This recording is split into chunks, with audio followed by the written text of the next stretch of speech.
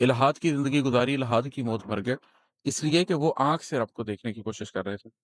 لیکن جس نے اپنے رب کو قلب میں پہچاننے کی کوشش کی، جس نے اس کو محسوس کرنے کی کوشش کی، اسے معلوم ہو گیا کہ وہ تو شاہرگ سے بھی زیادہ قریب ہے۔ بسم اللہ الرحمن الرحیم۔ آج آپ کے ساتھ ایک اور غزل ڈسکس کرتا ہوں اور اس کے اوپر تھوڑی سی گفتگو کرتے ہیں۔ یہ بھی میری عمومی غزلوں کی طرح ایک مسلسل غزل ہے، اس میں ایک تھیم ہے جو کہ مسلسل چل رہا ہے۔ اس کا مطلب ہے کہ حرمت زندگی ضروری ہے، حرمت زندگی ضروری ہے، ورنہ یہ زیست تو عبوری ہے۔ اگر آپ میں سے کبھی کسی نے امتحان دیا ہو تو 2 گھنٹے یا 3 گھنٹے کا جو آپ امتحان دیتے ہیں وہ ایک بڑا چھوٹا سا وقفہ ہوتا ہے۔ زندگی کے بڑے کھیل کے اندر اس 2 یا 3 گھنٹے کی کوئی حیثیت نہیں ہوتی، وہ ایک لمحہ ہوتا ہے، لیکن امپیکٹ کے حساب سے وہ بہت معنی خیز ہوتا ہے، اس لیے کہ اس 2 یا 3 گھنٹے کے پیچھے آپ کی باقی زندگی کی کامیابی یا ناکامی کا انحصار ہوتا ہے۔ یہ جو اس دنیا میں ہمیں بھیجا گیا ہے، یہ جو ٹائم اینڈ اسپیس کے ٹیسٹ میں ہمیں بھیجا گیا ہے، اس کا معاملہ بھی کچھ ایسے ہی ہے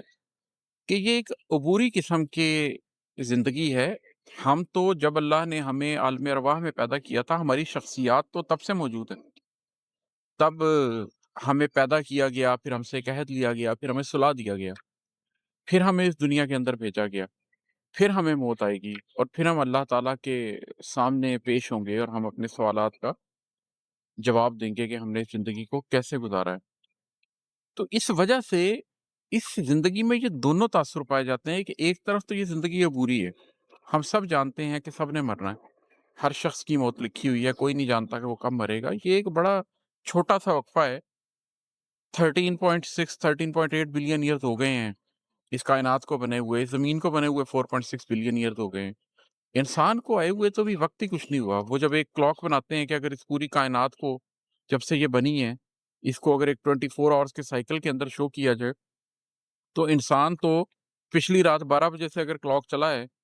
تو 23 گھنٹے اور 59 منٹ ہونے کے بعد انسان اس دنیا میں آیا ہے، چند آخری سیکنڈ کے لیے اگر دنیا کے کلاک کو 24 گھنٹے کا کلاک سمجھا جائے تو یہ زندگی بڑی ایک عبوری قسم کی چیز ہے۔ لیکن کیونکہ اس کے اوپر ہماری آخرت کا انحصار ہے، اس لیے اللہ تعالیٰ نے اس زندگی کی ایک حرمت مقرر کر دی ہے کہ اس کے عبوری ہونے کے باوجود اس کے امپیکٹ کو اگر تم سمجھو تو امپیکٹ بہت زیادہ ہے۔ تم خودکشی نہیں کر سکتے، تم اپنی زندگی نہیں دے سکتے، اس زندگی کی حرمت کے اوپر تمہاری اگلی زندگی کا انحصار ہے۔ تو یہ ایک چیز ہے کہ جو آپ کو ایک طرف سے تو تیار کرتی ہے کہ آپ زندگی کو بالکل بے معنی سمجھیں، اپنی زندگی کو بہت زیادہ اہم نہ سمجھیں۔ یہ نہ سمجھیں کہ کائنات کو آپ نے اپنے کندھوں پہ اٹھا کے رکھا ہوا ہے، یہ نہ سمجھیں کہ آپ نے مال و دولت کما لیا تو آپ کامیاب ہو گئے، ایون یہ نہ سمجھیں کہ آپ نے زندگی میں کوئی نیکی کا کام یا بڑا امپیکٹ کر لیا تو آپ نے کوئی بہت بڑا کام کر لیا۔ بہت آئے اور بہت گئے، زندگی کو ایک عبوری وقفہ سمجھیں۔ لیکن جب جنت اور دوزخ کے فیصلے کے حوالے سے دیکھیں تو پھر اس کی اہمیت کو بھی سمجھیں کہ یہ چھوٹا سا وقفہ کتنے زیادہ دیر پا اثرات کا حامل ہے، اور اس کے بعد اس زندگی کی حرمت کو سامنے رکھتے ہوئے زندگی گزاریں، ایک ایک لمحے کو کشید کریں، ایک ایک لمحے کو وہ اہمیت دیں جو ایک حرمت والی چیز کو دینے کی ضرورت ہے۔ اس کے بعد کیا ہوگا کہ آپ اپنی زندگی کے لمحوں کو کشید کر کے اس میں سے معنی نکالنا چاہیں گے، اس میں سے مقصدیت نکالنا چاہیں گے، اور اس حرمت زندگی کی وجہ سے اس عبوری زندگی کے اندر ایک دائمی نجات پانے کا راستہ اپنے لیے اختیار کر لیں گے۔ تو حرمت زندگی ضروری ہے، ورنہ یہ زیست تو عبوری ہے، اور ہے کہ والہانہ نہیں میرے سجدے، والہانہ نہیں میرے سجدے، یہ محبت بہت شعوری ہے۔ جب آپ اللہ کے سامنے جھکتے ہیں تو صحیح جھکنا وہ ہے کہ جس میں آپ کا جسم بھی سجدے میں ہو، آپ کی روح بھی سجدے میں ہو، آپ کی سوچ بھی سجدے میں ہو، آپ کے جذبے بھی سجدے میں ہو۔ انسان مینٹل، ایموشنل، فزیکل اور اسپرچول بینگ ہے، ان ساری چیزوں کے کمبینیشن سے انسان بنا ہے۔ تو جب آپ سجدہ کریں رب کے سامنے تو جس کو خضوع و خشوع بولتے ہیں وہ ایکچولی ہے ہی یہ کہ آپ اس طریقے سے اللہ کے سامنے جھک جائیں کہ آپ کا انگ انگ، آپ کی سوچ، آپ کے جذبے سارے ہی اللہ کے آگے جھکے ہوئے ہیں۔ کئی دفعہ یہ ہوتا ہے کہ ایک انسان شعوری طور پر تو اللہ تعالیٰ کو تسلیم کرتا ہے، اس کو مانتا ہے، لیکن ابھی اس کے اندر سے وہ جذبے نہیں جاگے ہوتے،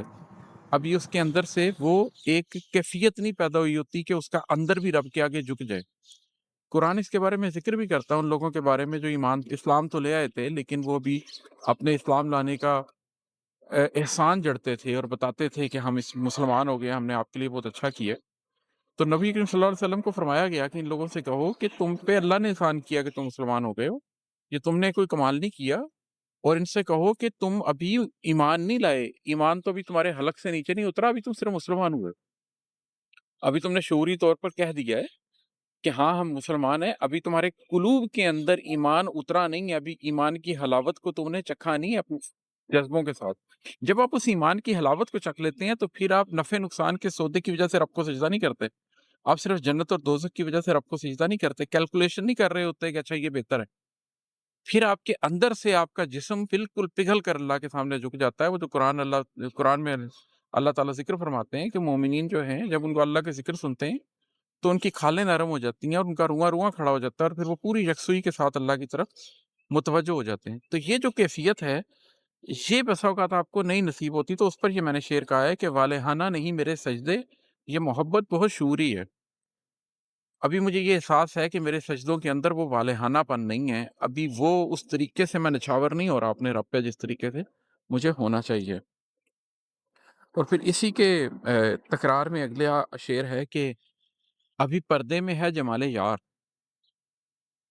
अभी पर्दे में है जमाले यार, अभी ये आरज़ू अधूरी है। अल्लाह को हम अपनी इन आँखों से तो देख नहीं सकते। इस दुनिया में हमारे हवास तो अल्लाह को नहीं समझ सकते। लेकिन कल्ब के बारे में अल्लाह ताला फरमाते हैं कि अल्लाह जो ना आसमानों में समाता है, ना ज़मीनों में, वो कल्ब मोमिन में समा जाता है। तो कल्ब मोमिन जिसके अंदर अल्लाह समा सकता है, वहाँ पर जो रोशनी होती है, जो आपके नूर से आपके नूर का ताल्लुक होता है, उससे आप दीदार इलाही कर सकते हैं। वो कि आपकी आँख का दीदार नहीं होता, वो आपके कल्ब ने एक तरीके से उस रोशनी को देखा होता है, उस रोशनी की पकड़ से आपके कल्ब के साथ वही हुआ होता है, जो कोहे तूर के साथ हुआ था। तो अगर अभी पर्दे में है जमाले यार, अभी अल्लाह का नूर आपके कल्ब में नहीं उतरा, तो अभी फिर आरज़ू अधूरी है। अभी फिर आप सोच-सोच से अल्लाह की बात कर रहे हैं, आपको अल्लाह से मोहब्बत का दावा तो है, लेकिन अगर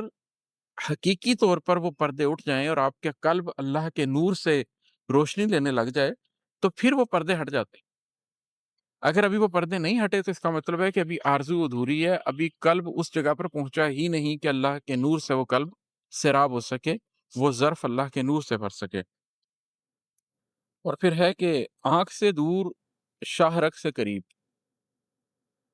आँख से दूर शाहरग से करीब, कैसी कुर्बत है, कैसी दूरी है। ये अल्लाह ताला फरमाते हैं कि अल्लाह तो तुम्हारे शहरग से भी ज़्यादा तुमसे करीब है। तो ये एक बड़ा अजीब रिश्ता है कि अगर आप उसको अपनी ज़ाहिर की आँख से देखना चाहें, तो वो नज़र ही नहीं आता। बड़े-बड़े काबिल लोग, बड़े-बड़े ज़हीन लोग, बड़े-बड़े साइंसदान, बड़े-बड़े फ़िलॉसफ़र अपनी ज़ाहिर की आँख से और एम्पिरिकल एविडेंस की बुनियाद पे अल्लाह को ढूँढते रहे और कभी भी नहीं ढूँढ सके। इलाहाद की ज़िंदगी गुज़ारी, इलाहाद की मौत मर गए, इसलिए कि वो आँख से रब को देखने की कोशिश कर रहे थे। लेकिन जिसने अपने रब को कल्ब में पहचानने की कोशिश की, जिसने उसको महसूस करने की कोशिश की, उसे मालूम हो गया कि वो तो शाहरग से भी ज़्यादा करीब है। आँख बंद करके, अंधेरे में, खामोशी में, अपनी ज़ुबान हिलाए बगैर जो आप सोच रहे हैं, जो आप महसूस कर रहे हैं, वो बराह रास्त आप अपने रब के साथ बात कर सकते हैं। तो अगर आप उस कुर्बत को समझें, तो क्या कुर्बत है? और अगर आप ये देखना चाहें कि नहीं मैं तो उसे देख नहीं सकता, मैंने तो बिलियंस ऑफ लाइट ईयर्स दूर तक देख लिया लेकिन मुझे रब नज़र नहीं आया, तो फिर क्या ही दूरी है। ये एक इम्तिज़ाज है कि आप अल्लाह को ढूँढने के लिए रास्ता कौन-सा इख्तियार कर रहे हैं। अगर तो आप ज़ाहिर के रास्ते से जा रहे हैं, तो आपको रब कभी भी नहीं मिलेगा।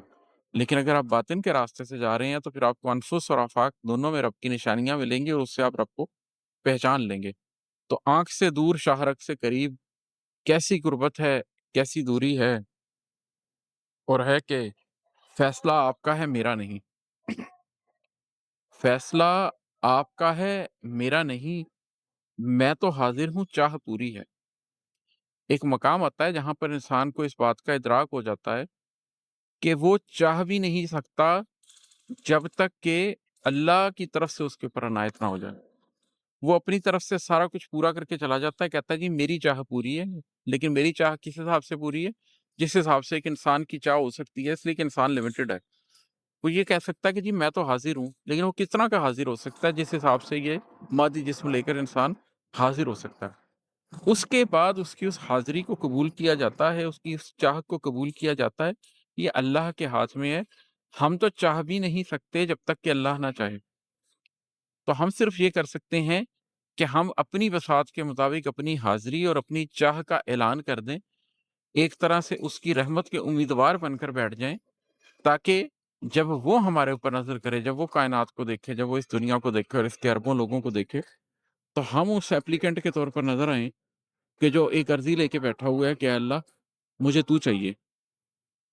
بہت سے لوگ ہیں جو اللہ سے دعائیں تو مانگتے ہیں، لیکن اللہ سے دعا بھی وہ یہی مانگتے ہیں کہ مجھے یہ مل جائے یا مجھے وہ مل جائے۔ بہت کم لوگ ہیں جو اللہ سے یہ دعا مانگتے ہیں کہ اے اللہ تو مجھے اپنا لے، اے اللہ تو مجھے ایسا کر دے کہ میں تجھے پسند آ جاؤں، اے اللہ میری خواہش یہ ہے کہ میں تیری نظروں میں پسندیدہ ٹھہروں۔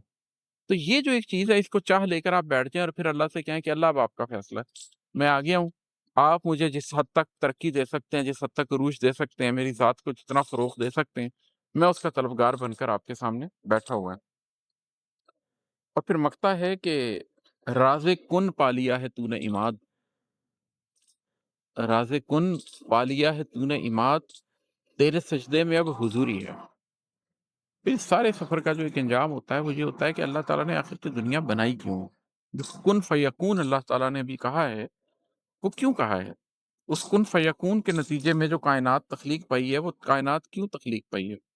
تو پھر آپ کو یہ بات معلوم ہونے لگ جاتی ہے کہ انسان کو اللہ تعالیٰ نے ایک طرف تو کتنی عزت دی ہے کہ اس کے لیے کتنی بڑی چیز کو تخلیق کیا گیا ہے کہ جاؤ یہ میں نے تمہارے لیے تخلیق کی ہے، یہاں پر جا کر تم اپنا امتحان دو۔ اور دوسری طرف اس کو اپنی بے بسی بھی معلوم ہوتی ہے کہ وہ کس حد تک ایک امتحان کے اندر قید ہے، کس حد تک کا اس کو احساس نہیں ہے، وہ سمجھتا ہے کہ میں آزاد ہوں، لیکن وہ کس حد تک پابند ہے۔ تو جب وہ اس راز کن کو پا لیتا ہے کہ اللہ تعالیٰ نے اختیار انسان کو کیوں دیا ہے، کیونکہ ہم نے مرنا ہے اور مرنے کے بعد ہم نے جنت میں جانا ہے، اور جنت میں جانے کے بعد ہمیں کن کا اختیار مل جانا ہے، اور کن کے اختیار کے بعد ایک آپ کی ذات کے اندر ایک بہت بڑی قوت ہونی چاہیے کہ آپ اس اختیار کا ناجائز استعمال نہ کریں۔ تو اس دنیا میں ہی ہمیں فلٹر کیا جا رہا ہے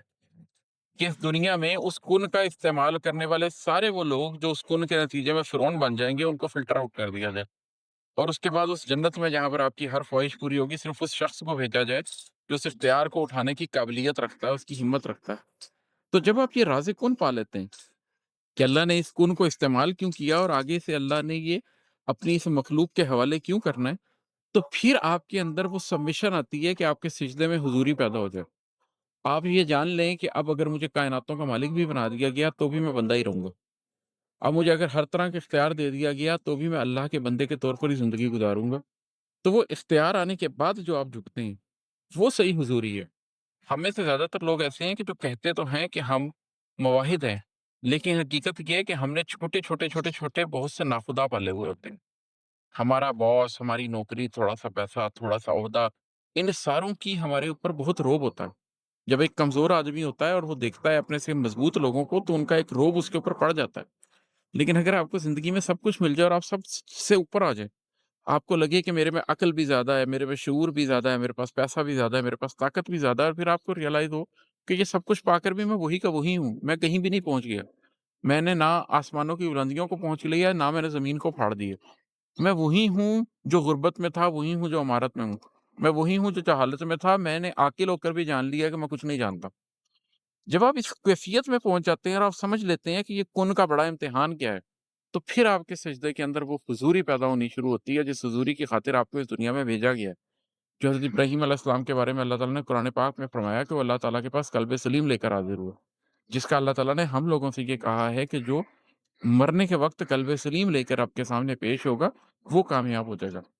تو اس قلب سلیم کا ایک امتحان ہے ہمارے ساتھ، اور یہ راز کن ہے جس کو سمجھنے کی کوشش ہمیں کرنی ہے۔ جس نے اس کو پا لیا اس کے اندر خضوع بھی آ گیا، خشوع بھی آ گیا، اور اس نے اپنے رب کے سامنے ایسے سر جھکایا کہ وہ مینٹلی، ایموشنلی، فزیکلی اور اسپرچولی بالکل اپنے رب کے آگے جھک گیا۔ آج کے لیے اتنا ہی، انشاءاللہ تعالیٰ پھر آپ سے بات کروں گا۔ السلام علیکم۔